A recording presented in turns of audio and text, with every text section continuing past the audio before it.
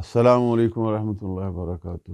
میرے پیارے بھائیوں، بہنوں، بزرگوں، دوستوں، عزیزوں، ماؤں، بہنوں، بیٹیوں، میرے نبی کریم علیہ الصلوۃ والسلام کے اترے ہوئے قرآن میں اللہ رب العزت نے ارشاد فرمایا وجاءت سکرۃ الموت بالحق، یعنی موت جو ہوتی ہے وہ ہر انسان پہ آنی ہے اور برحق ہے۔ اس کے لیے اللہ رب العزت کے پیارے حبیب کریم علیہ الصلوۃ والسلام کی زبان مبارک سے اللہ رب العزت کا کیا ہوا وعدہ کہ جب موت کا وقت آتا ہے تو انسان کے لیے جناب سیدنا اسرائیل علیہ السلام اپنے لشکر کے ساتھ ان کا آنا اور آسمان کا شق ہونا، اور پھر بندے پہ اس کے زندگی کے کیے ہوئے اعمال کی وجہ سے اسے معلوم ہو جاتا ہے موت نزا کے وقت، جب اس کا وقت موت کا آتا ہے تو اس پہ یہ ظاہر ہو جاتا ہے کہ میں جنتی ہوں یا میں جہنمی ہوں، اس کے کردار کی وجہ سے۔ نبی کریم علیہ الصلوۃ والسلام کے پیاروں، موت کا وقت جو ہوتا ہے انسان کے لیے بہت ہی سختیوں کا وقت ہوتا ہے، چونکہ رسالت مآب علیہ الصلوۃ والسلام کے وصال باسال جب میرے آقا کریم علیہ الصلوۃ والسلام کے وصال کا وقت آیا تو حضور علیہ الصلوۃ والسلام نے ارشاد فرمایا کہ موت کی بہت سختیاں ہیں۔ میرے پیارے بھائی، اب اللہ کے رسول صلی اللہ علیہ وسلم ارشاد فرما رہے ہیں کہ موت کی بہت سختیاں ہیں۔ بخاری شریف کی حدیث ہے جس کا میں مفہوم پیش کر رہا ہوں۔ تو موت کی سختیاں جو ہیں انسان پہ جب آتی ہیں تو پھر انسان کی حالت یہ ہوتی ہے کہ جیسے ایک مدہوش انسان نشے میں ہے، چونکہ اس وقت عقلیں زائل ہو جاتی ہیں، انسان کو اس کی زندگی کے کیے ہوئے اعمال نظر آ جاتے ہیں، ہر چیز اس کے سامنے یاد ہو جاتی ہے۔ پھر اس انسان کے اوپر جب یہ سارا کچھ معاملہ چل رہا ہوتا ہے تو اسے پتہ ہوتا ہے کہ میرا ٹھکانہ کیا ہے، جنت میں جاؤں گا یا جہنم میں جاؤں گا، چونکہ زندگی میں جو کچھ بھی اس نے کیا تھا اس کے سامنے آ گیا۔ پھر موت کی اتنی سختیاں ہوتی ہیں کہ ایک ایک سختی اس انسان پہ آتی ہے، گزرتی جاتی ہے۔ جب آخری سختی سے وہ انسان گزر جاتا ہے تو پھر اس کی روح جو ہے وہ کف سے انصری سے پرواز کر جاتی ہے، یعنی اسے موت آ جاتی ہے۔ پھر جب اسے موت آ جاتی ہے میرے پیارے بھائیوں تو پھر معاملہ ہوتا ہے کہ قبر میں جانا اور پھر نکیرین کا آنا، یعنی منکر نکیر کے سوال و جواب ہوتے ہیں، ان سوالوں کا سامنا کرنا ہوتا ہے۔ تو رب کریم نے ارشاد فرمایا ہے جس کا مفہوم یہ ہے کہ تم زندگی کی خواہش میں موت سے بھاگتے تھے اور ہمیشہ زندہ رہنے کی تیرے اندر ایک سوچ تھی۔ میں وہ آیت کا مفہوم ترجمے کا پیش کر رہا ہوں کہ تو بھاگتا رہا موت سے صرف اس لیے کہ تجھے موت سے کوئی سمجھ نہیں تھی، تم موت سے بھاگتے رہے اور زندگی میں یہ سوچتے رہے کہ میں شاید زندہ ہی رہوں گا۔ نہیں، اب میرے پیارے بھائی بات ہے، رب ذوالجلال نے جب یہ ارشاد فرما دیا، اللہ کے رسول نے ارشاد فرما دیا کہ اے بندے تو جتنی مرضی زندگی گزار لے۔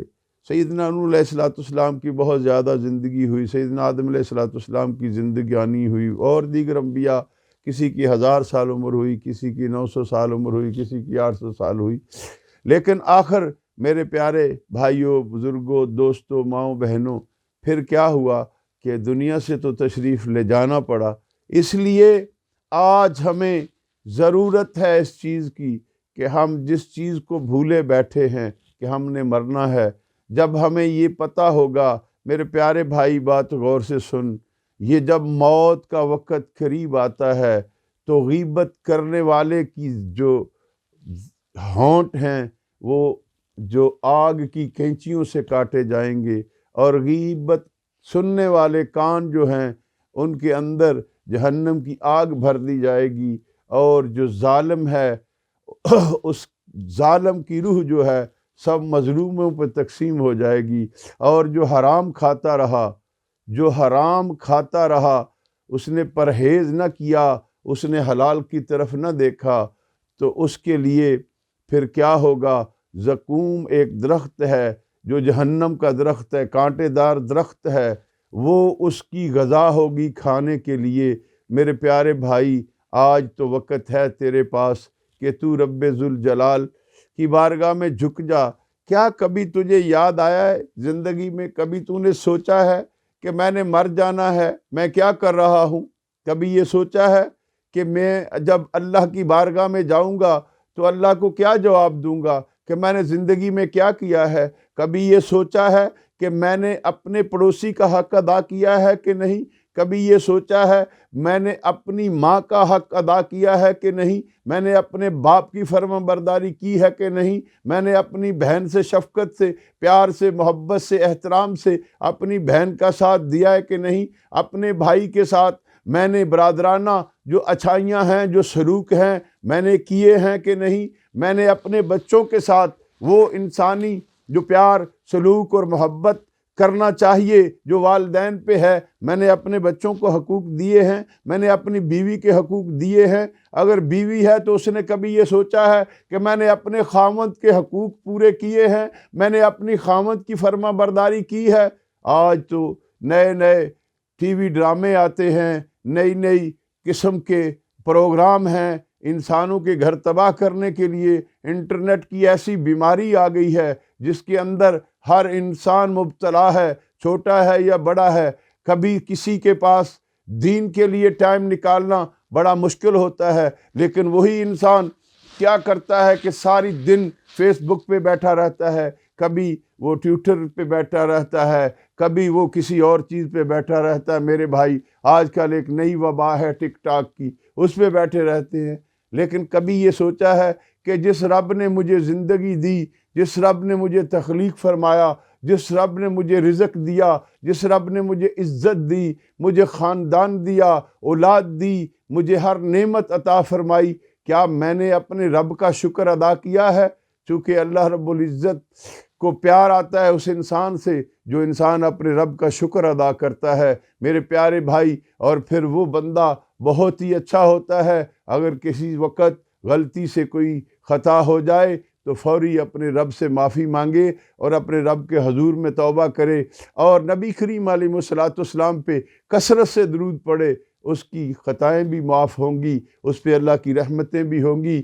آج ہمیں وقت ہے کہ ہم توبہ کے دروازے کی طرف جھک جائیں، اپنے رب کے حضور کبھی رات میں تنہائی میں میرے پیارے بھائی سوچ کے کہ میں فانی ہوں، میرا رب باقی ہے، میں نے کل اپنے رب کے حضور سوالوں کے جواب دینے ہیں، تو میرے پاس تو کچھ بھی نہیں۔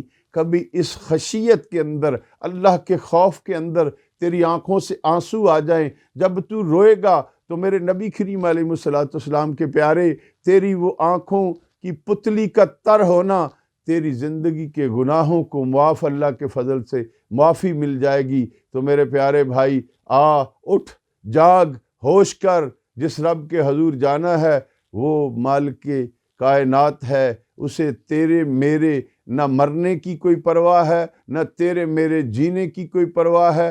وہ ماؤں سے بچوں کو جدا کر دیتا ہے، دوستوں سے دوستوں کو جدا کر دیتا ہے، بیوی سے خاوند کو جدا کر دیتا ہے۔